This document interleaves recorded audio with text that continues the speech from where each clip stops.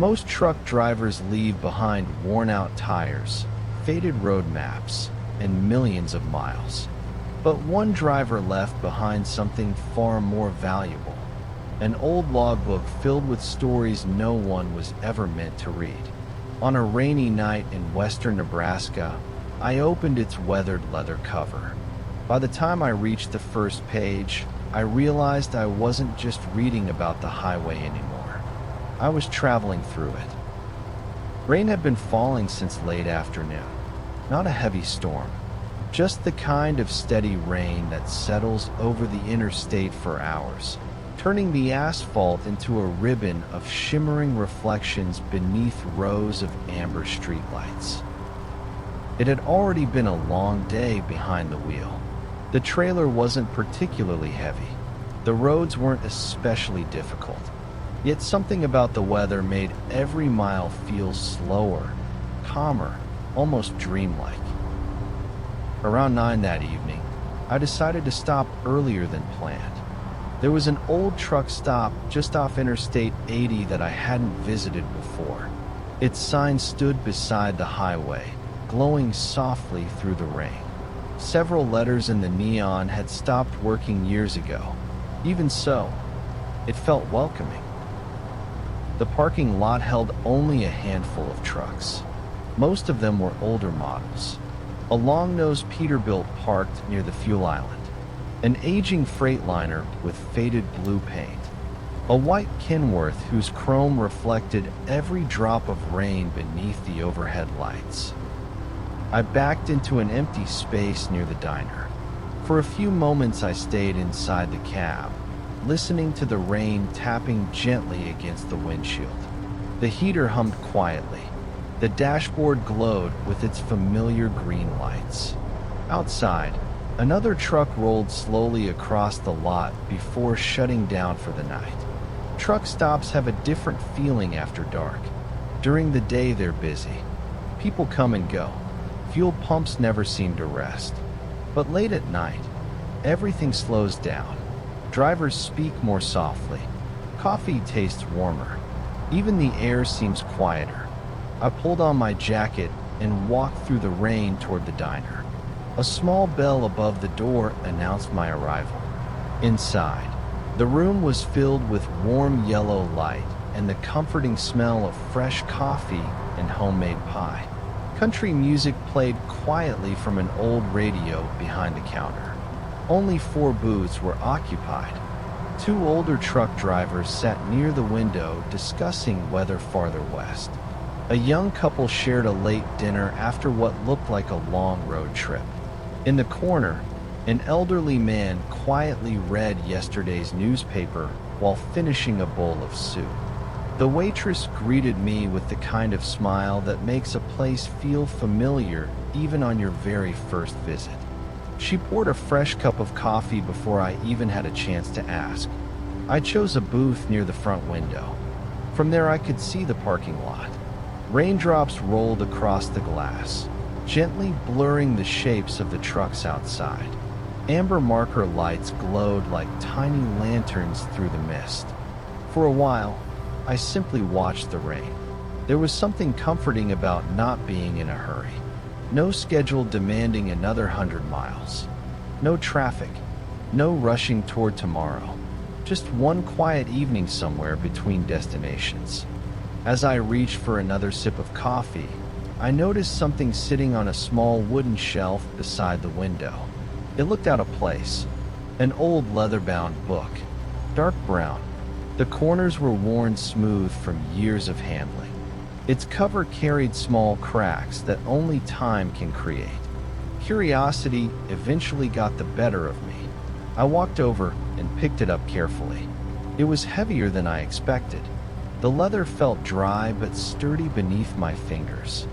A faded elastic band still wrapped around it, though it had long since lost most of its stretch.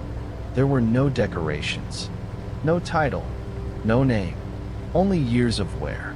When I returned to my booth, the waitress noticed the book resting beside my coffee. She smiled almost immediately. "You found the old logbook." Her voice carried no surprise. as though every traveler eventually noticed it. I asked where it had come from.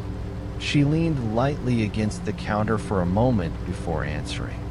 No one really knew. At least, not anymore. According to the owner, an old truck driver had left it behind many years earlier. No one remembered his name. Some believed he had retired. Others thought he had simply chosen another route. A few claimed he had planned to come back the following week. But he never did. The logbook stayed exactly where he had left it. Year after year, drivers occasionally picked it up, turned a few pages, then quietly placed it back on the shelf before heading home. Almost no one spoke about what was written inside. That somehow made me even more curious. Outside, the rain continued falling softly against the diner windows. The parking lot had grown even quieter. Only the gentle hum of idling diesel engines drifted through the night. I carefully slid the elastic band away from the cover. The leather creaked ever so slightly as I opened it. Inside, the first page was surprisingly neat. Written in dark blue ink, in careful handwriting, were only a few simple words. If you're reading this, then tonight, the road chose you too. I stared at the sentence for several moments. There was something strangely comforting about it. Not mysterious, not frightening, simply welcoming. I turned the page. The paper had yellowed with age. Its edges were soft from decades of careful handling. At the top of the first entry, someone had written a date. June 14th, 1976. Below it, only one line. The highway looked ordinary that evening, until I met the driver who refused to use his headlights. Without realizing it, I leaned a little closer. Outside, the rain faded into the background. The coffee slowly cooled beside me. The trucks in the parking lot disappeared from my thoughts. All that mattered now was whatever waited on the next page. The next page began without a title. No introduction, no explanation, only a date, and the quiet confidence of someone who had spent countless nights watching the white lines disappear beneath an old truck. June 14th, 1976. I had been driving since sunrise that morning. The load was simple. Machinery parts headed west toward Utah. Nothing unusual. Nothing that suggested the day would become one I would remember for the rest of my life. By evening, the summer heat had finally begun to fade. The desert air grew cooler with every passing mile, and the sky turned from bright blue to deep shades of orange and purple. There are few places as peaceful as the American Southwest after sunset. The wind settles. The traffic disappears. The land stretches so far that it almost feels endless. Back then, I drove a well-used Peterbilt. It wasn't new even in 1976. The paint had faded beneath years of desert sun, and the driver's seat leaned slightly to the left. The air conditioner had stopped working long before I bought the truck. But the engine never complained. I always believed a truck doesn't have to be perfect. It only has to be honest.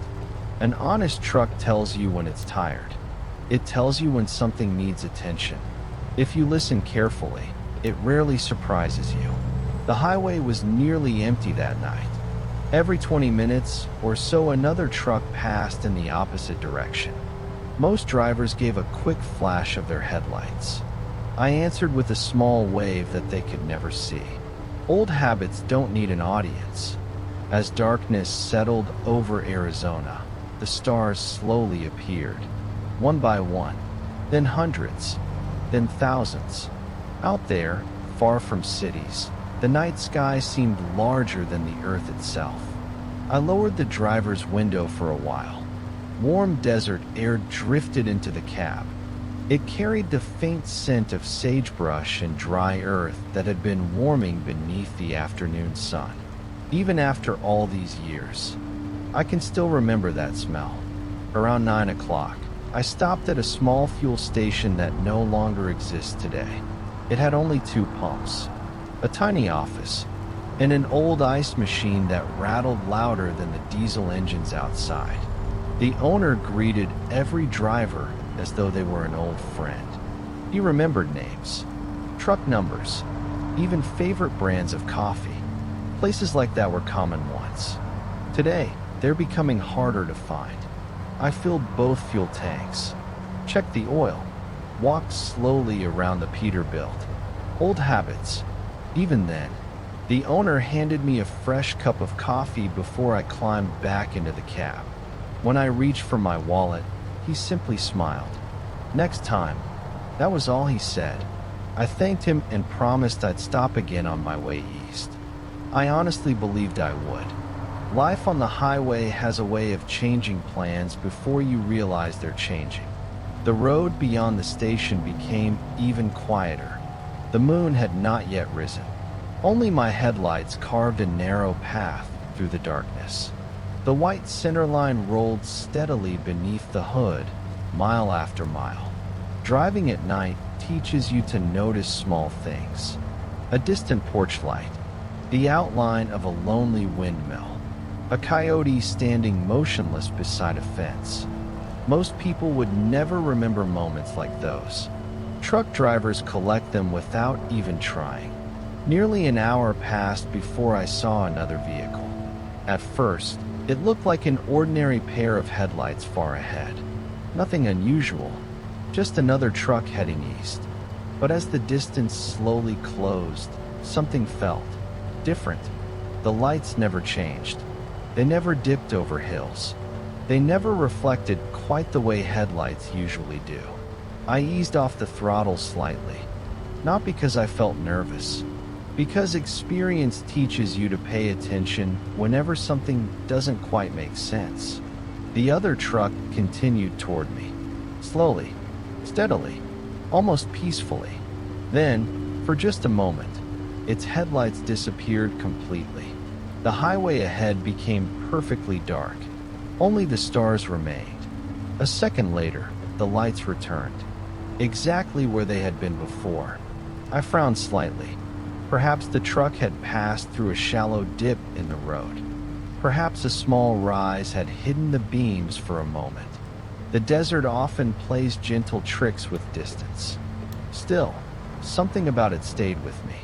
As we drew closer, I noticed another unusual detail. The truck wasn't weaving. It wasn't speeding. It stayed perfectly centered in its lane, almost too perfectly. And then I realized why the first page of this journal had described that night the way it did. The driver wasn't refusing to use his headlights. He was driving with only his amber marker lights glowing above the cab. His main headlights flickered on, then quietly faded away again, leaving only those warm amber lights floating through the darkness like distant lanterns. I reached instinctively for the CB microphone, not because I was alarmed, because every truck driver looks out for another, especially on lonely roads like this. Before I could press the button, the voice from the other truck spoke first, calm, gentle, almost as though he had been expecting me all along. "Evening, driver. Would you mind keeping me company for a few miles?" I glanced at the empty highway stretching into the darkness. The desert around us was silent. The stars shimmered above the Arizona plains.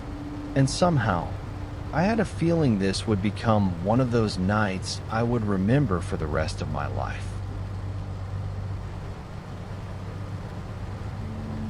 The voice carried the calm confidence of someone who had spent most of his life talking to strangers over a CB radio.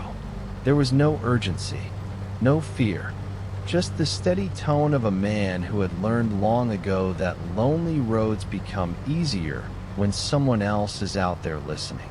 I picked up the microphone. Sure, that was all I said. It felt like enough. For the next few miles, we drove in opposite directions, separated only by the painted center line and the darkness of the Arizona desert. Neither of us seemed interested in filling the silence with unnecessary words. Sometimes the road itself tells the story. His marker lights continued glowing softly against the night. Every now and then, the headlights returned for a few seconds before fading once more. I still couldn't understand why. Before I had the chance to ask, the older driver quietly explained. Years earlier, he said, one of his headlight switches had developed a strange habit. Most nights it worked perfectly. Other nights, especially after hours of driving across rough pavement, the connection loosened for a moment before returning again. He laughed softly. Mechanics had tried fixing it more than once. Each repair lasted a few months. Eventually, he decided the old truck simply enjoyed keeping everyone guessing. There was no frustration in his voice, only affection, as though he were describing an old friend with harmless quirks rather than a machine. The highway carried us steadily forward. Our closing distance became shorter with every passing minute. Still, neither of us seemed in any hurry for the moment to end. He began talking about the desert, not in the way tourists describe it, not as empty land stretching endlessly beneath the sun. He spoke of it as though it were alive. He said deserts reward patient travelers, people who slow down long enough to notice the small things. The scent of rain arriving hours before the clouds. The way distant mountains change color every few minutes at sunset. The silence that settles over the land after midnight. I had crossed Arizona many times before, yet listening to him made me realize how little I had actually seen. I had always been looking at the road. He had been looking beyond it. As we continued toward one another, he mentioned a place just a few miles ahead, a small roadside diner. Nothing remarkable from the outside, just a low stone building with 2 fuel pumps and a faded Coca-Cola sign hanging beside the entrance. He said the owner baked fresh cinnamon rolls every evening. Truck drivers would stop there not because they needed fuel, but because the smell alone made the highway feel a little more like home. Many of those little places have disappeared over the years. Interstates changed, businesses closed, families moved away. But hearing him describe that diner, I could almost smell warm bread and fresh coffee drifting through the desert night. The road remained perfectly straight. No traffic, no cities. Only 2 trucks slowly approaching each other beneath a sky overflowing with stars. He asked how long I had been driving. I answered honestly, only a few years. Long enough to feel comfortable, not long enough to understand everything. He said that was the best time to be a truck driver.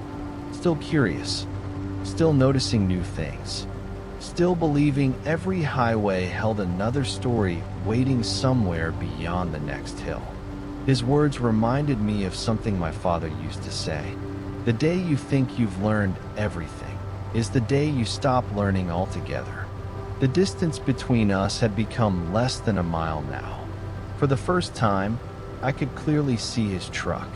It was an old cab-over Freightliner. Its paint had once been red, though years of desert sun had softened it into a faded shade somewhere between rust and burgundy. The chrome grille reflected the starlight. Amber marker lights lined the roof. The trailer behind him looked almost as old as the tractor itself. There was nothing impressive about the truck. No polished wheels, no custom lights, no fresh paint. Yet somehow, it carried itself with quiet dignity, like someone who had stopped trying to impress the world many years earlier.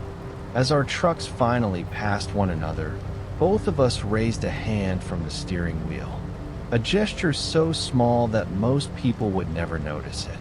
Yet among truck drivers, it meant everything. For a brief moment, our headlights illuminated each other's cabs. I caught only a quick glimpse of the driver. Gray beard, baseball cap, one hand resting comfortably on the wheel. the other lifting in greeting. Then he was gone. His taillights grew smaller in my mirrors.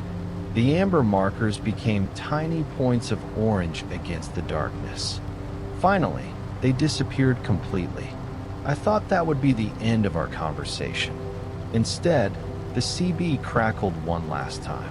The older driver's voice returned, softer now, almost thoughtful. He said there was one mistake nearly every young driver makes. Not speeding, not taking curves too fast, not choosing the wrong gear. The real mistake was believing every trip was only about reaching the destination. He told me that one day I would forget almost every load I hauled. The paperwork, the schedules, the delivery numbers, they would all disappear, but I would remember the people. The waitress who always remembered my coffee order, the mechanic who stayed late on Christmas Eve, the stranger who stopped during a snowstorm, the truck driver whose headlights flickered across an Arizona highway. His final words stayed with me long after the radio fell silent. The freight pays the bills. A short pause followed. The people are what make the miles worth driving. The transmission ended. Only the gentle hiss of the empty CB channel remained. As I continued west through the warm desert night, I couldn't help wondering who that driver really was. At the bottom of the journal entry, beneath the final sentence, the author had written just 4 quiet words. I never forgot him. I slowly turned the page. The next entry was dated almost 4 years later. Outside the diner window, the rain in Nebraska continued to fall softly. Somewhere beyond the glass, another Freightliner rolled into the parking lot. I took another sip of now lukewarm coffee and began reading again. The date at the top of the next page read, February 3rd, 1980. Almost 4 years had passed since the story about the driver with the fading headlights. The handwriting looked the same, neat, patient, as though every word had been written during a quiet evening with nowhere else to be. The first sentence immediately pulled me into another highway. Snow has a way of making the world quieter. It covers the shoulders, softens the fences, hides yesterday's tire tracks, and reminds every truck driver to slow down. That winter had arrived early across Wyoming. Storm after storm rolled through the mountains, leaving the interstates buried beneath fresh snow. Most drivers disliked those routes, not because they were dangerous, because they demanded patience. The author explained that he had been hauling dry goods towards Salt Lake City. Nothing unusual, just another ordinary load crossing another ordinary state. Yet anyone who has spent enough winters behind the wheel knows there is no such thing as an ordinary day in Wyoming. The wind begins long before the snow. It whispers across open fields. Then it grows stronger. Soon it carries tiny crystals of ice that dance across the pavement like silver dust beneath your headlights. The truck he drove by then was different from the Peterbilt in the previous story. After nearly 1 million hard-earned miles, the old truck had finally been retired. In its place stood a used Freightliner cab-over. Not beautiful, not expensive, just dependable. He wrote that he missed the old Peterbilt every day for nearly a year. The seat felt different. The mirrors sat in unfamiliar places. Even the sound of the engine seemed to belong to someone else. Eventually, the Freightliner stopped feeling like another driver's truck. It became his own. That is the curious thing about old trucks. At first, you simply drive them. Then, one morning, without noticing exactly when it happened, they begin to feel like home. Snowflakes drifted steadily through the beams of his headlights as evening settled over the interstate. Traffic had almost disappeared. Only the occasional set of taillights could be seen far ahead before vanishing behind curtains of blowing snow. The CB radio remained mostly silent. Every now and then another driver reported road conditions farther west. Nothing dramatic, just calm voices helping one another make good decisions. He always appreciated those conversations. No one spoke longer than necessary, yet everyone listened. Somewhere near Rollins, he noticed a pair of fresh tire tracks leaving the interstate. Not dramatically, just enough to catch the attention of someone who had spent decades reading the road. He eased off the throttle, looked once more toward the shoulder, then carefully guided the Freightliner onto the emergency lane. A small pickup truck rested against a snowbank nearly 50 yards from the pavement. Its hazard lights blinked patiently through the storm. The driver stood outside wearing a thin jacket completely unsuited for a Wyoming winter. His hands remained buried deep inside his pockets as he watched each passing vehicle disappear into the snow. The journal never described the rescue as something heroic. Quite the opposite. The author almost made it sound routine. He parked safely, grabbed a tow chain, pulled on an old pair of insulated gloves, then walked through the fresh snow toward the stranded pickup.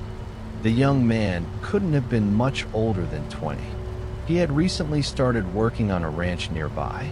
This was his first winter living in Wyoming. He admitted he had underestimated both the wind and the snow. The author smiled while writing those words, not because the young driver had made a mistake, because nearly every experienced truck driver had once made the very same one. Within 20 minutes, the pickup was back on solid pavement. Its engine had never stopped running. Neither man seemed interested in making the moment any bigger than it was. The young rancher offered money. The truck driver politely refused. Instead, he simply reminded the young man to keep a warmer coat, extra blankets, and a flashlight in the truck before the next storm arrived. That was the end of the conversation. One handshake, two engines starting. Then both vehicles returned to the highway. Reading the journal, I noticed something. The author never wrote about helping people to impress anyone. In fact, he barely wrote about it at all. He spent far more time describing the snow, the sound of the wind, the warm air inside the Freightliner, the glow of amber marker lights reflecting across white fields. It was almost as though the landscape mattered just as much as the events themselves, perhaps even more. Near the bottom of the page, another short paragraph caught my attention. The road has introduced me to thousands of people. Most of their names are gone now, but I still remember the nights. I think that's because highways are built from memories just as much as asphalt. I closed my eyes for a moment. Outside the diner window, rain continued tapping gently against the glass. A passing Freightliner splashed quietly through the wet parking lot before backing into an empty space beneath one of the lights. The waitress appeared beside my table and silently refilled my coffee. She noticed the open logbook, smiled knowingly, then walked away without saying a word. I watched the steam rise from the fresh cup, turned another weathered page, and found myself wondering what highway waited next. The next page was different. There was no date written at the top, no state, no highway number, only a single sentence. Some places don't become unforgettable because something extraordinary happened there. They become unforgettable because, for a little while, they felt like home. I settled a little deeper into the booth. Outside, the rain continued its quiet rhythm against the windows of the diner. Somewhere in the parking lot, an air compressor released a short hiss before everything became still again. The handwriting seemed slightly steadier than before, as though the author had slowed down over the years. Not because his hands had changed, because his way of looking at the world had. He wrote about a truck stop in western Oklahoma. not a famous place. In fact, most maps barely acknowledged it existed. A fuel island, a small diner, 6 parking spaces for trucks, one old motel across the road. That was all. He had stopped there dozens of times over the years, sometimes for breakfast, sometimes only long enough to refill the fuel tanks. Occasionally, he spent the entire night there while waiting for the next morning's delivery. Every visit felt almost exactly the same, and somehow, that was exactly what made the place special. The same waitress greeted every driver with a fresh pot of coffee. The same cook stood behind the grill each morning before sunrise. The same old clock above the entrance always ran a few minutes slow. No one ever seemed interested in fixing it. There was comfort in knowing what awaited you after hundreds of lonely miles. Not excitement, not surprises, just familiarity. The author admitted that truck drivers spend so much of their lives moving that familiar places become surprisingly valuable. A favorite parking spot, a particular booth by the window, a coffee mug that somehow always tasted better in one specific diner than anywhere else. Those little routines quietly become part of the journey. One evening, after a day of heavy rain, he arrived just before sunset. The clouds were beginning to break apart, allowing soft golden light to spill across the wet pavement. Every puddle reflected the sky. Every truck looked as though it had been polished. He parked beside an old Kenworth that looked even older than his Freightliner. Its cream-colored paint had faded almost to white. Rust had found its way around the edges of the cab. Yet the truck stood proudly, as though it still had another million miles ahead of it. An elderly driver climbed down slowly from the cab. He wasn't in a hurry. He carefully brushed the rainwater from his jacket before walking toward the diner. The author noticed something almost immediately. Nearly every driver in the parking lot greeted the old man by name. Some simply tipped their caps. Others smiled. A few stood up to shake his hand before sitting back down. The journal never mentioned his name, only that he carried himself with the quiet confidence of someone who had spent an entire lifetime earning respect without ever asking for it. During dinner, the two men happened to share neighboring booths. The older driver spent most of the meal looking out the window, watching the trucks arrive one after another. After a while, he quietly said something that the author would never forget. Every truck out there has a story. Most people only see the paint. Nothing more. No long speech. Just one simple observation before returning to his coffee. The author wrote that he looked back across the parking lot. For the first time, he stopped seeing trucks. Instead, he imagined lives. One driver might be heading home after 3 weeks away. Another could be beginning his very first cross-country trip. Someone else might be delivering food that would be sitting on grocery store shelves by tomorrow afternoon. Every trailer carried more than freight. It carried part of someone's life. The longer he watched, the more peaceful the parking lot became. Amber marker lights flickered gently beneath the evening sky. Drivers completed their inspections with slow, familiar movements. A mechanic laughed quietly with someone near the fuel pumps. The smell of diesel mixed with fresh rain and warm coffee drifting through the open diner door. It occurred to him that truck stops were much like little towns that disappeared every morning. People arrived from different directions, spent one quiet evening together, then scattered across America before sunrise. Most would never meet again, yet for one night, they all shared the same place, the same weather, the same warm cup of coffee. Near the bottom of the page, the handwriting grew slightly smaller, almost reflective. I used to think my home was wherever I parked the truck.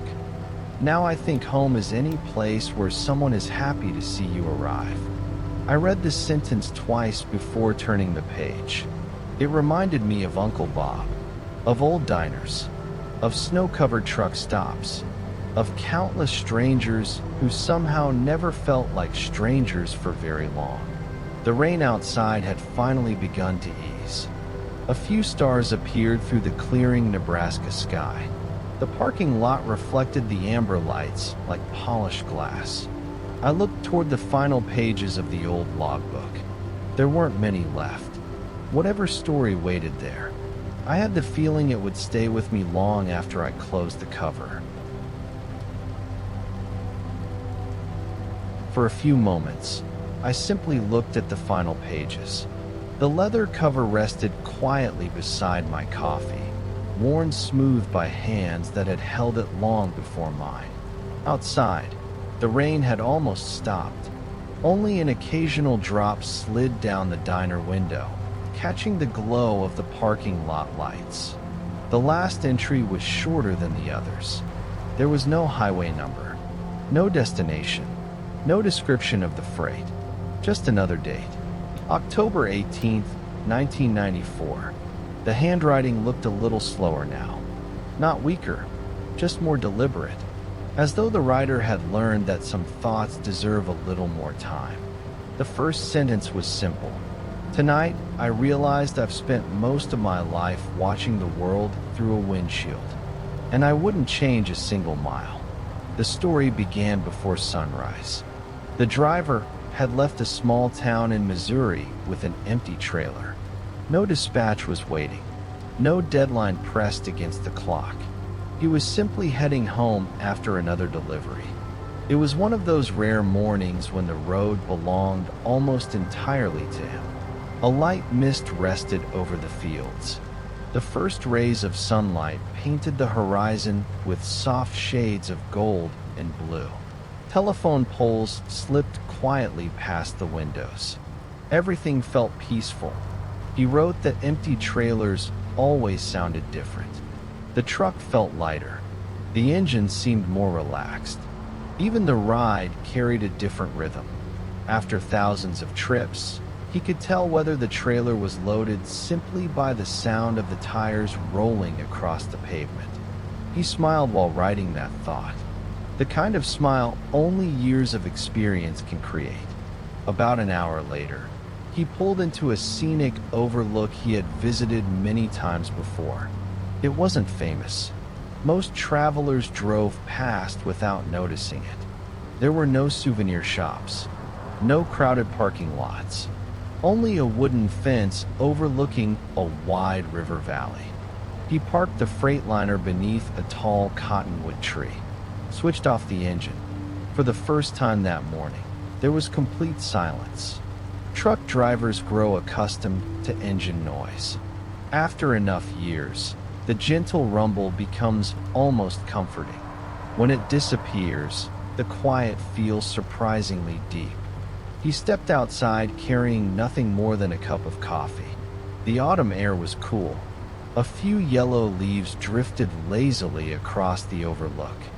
Far below, the river reflected the morning sky like polished glass.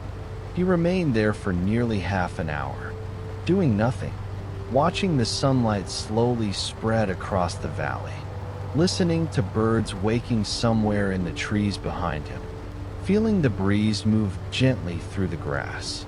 Then he wrote something that made me stop reading for a moment. People often ask what my favorite highway is. I never know how to answer, because it was never about the highway.